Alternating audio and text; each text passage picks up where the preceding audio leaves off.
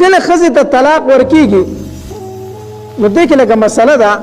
او هغه دا ده کومه ښځې ته چې طلاق میلاویږي دا به د دریو حالو نه خالي نه وي یا به د دې واده شوی وي یا به یې نه وي شوی که واده یې نه وي شوی نو بیا د دوو حال نه خالي نه ده مهر به مقرر شوی وي یا به نه مقرر شوی څو صورتونه شو ټول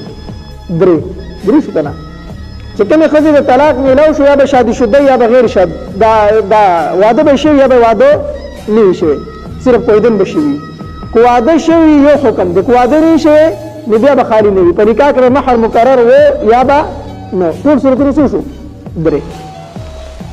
کومې ښځې ته چې طلاق میلاو شو او د دې واده شوی و یا یې واده نه و شوی خلوت صحیحه شوی و خلوت صحیحه وپېژنئ که نه واده نه دی شوی ښځه خاوند یو ځای کې چېرته ځانله شوي دي هسې یو ځای شوي دي ښځه خاوند و نکاح شوي دا واده نه دی شوی خو هسې دوی یو ځای شوي دي یوازې ځای کې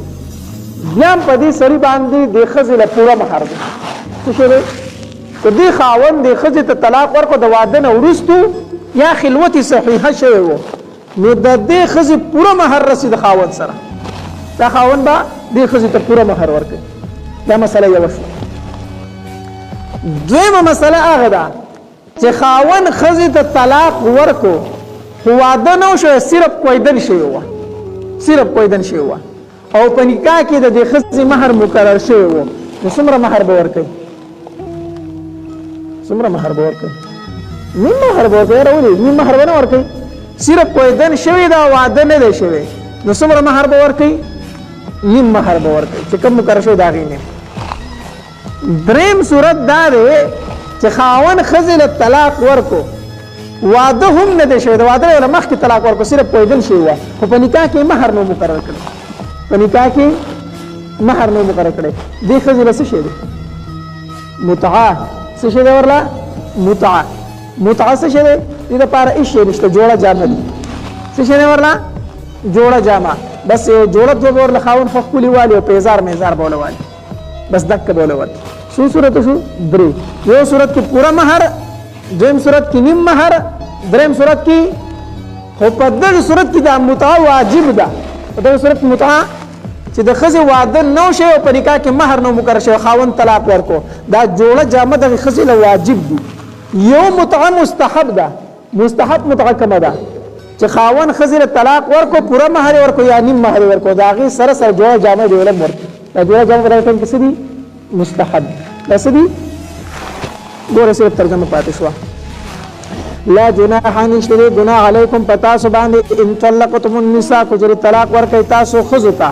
ما لم تمسوهن چې نوي مسه کړي تاسو دوی لره مراد ترې نه جما ده او تفرضو لهن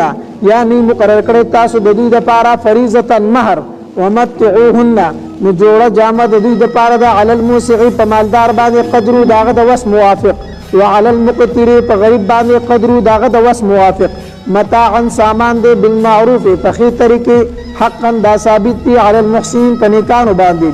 وان طلقتموهن که چېرې تاسو طلاق ورکړو د ښځو لره من قبل ان تمسوهن مخکې د دې نه چې تاسو مسه کړي دوی لره مراد ترې نه جما وقد فرضتم لهن او مقرر کړی وي وو حالیه دی وقد فرضتم لهن او حال دار چې فرض کړي وي تاسو د دې ښځو دپاره فریضة مهر نو په نصفو نیم ما هغه مهر دی فرضتم چې مقرر کړی وي تاسو یعنې مهر مسما چې ورته ویلی شي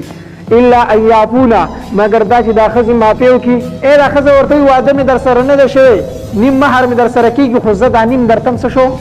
پاتې شو الا ان یعفونا مګر دا چې دا ښځې معافي وکړي او یعفو الذي یا معافي وکړي هغه کس بیدي چې په لاس د هغه کې عقدة النکاح غوټه د نکاح ده نو ښځې معافي خو دا دی چې مهر به مات کړي سړی به څنګه معافي کوي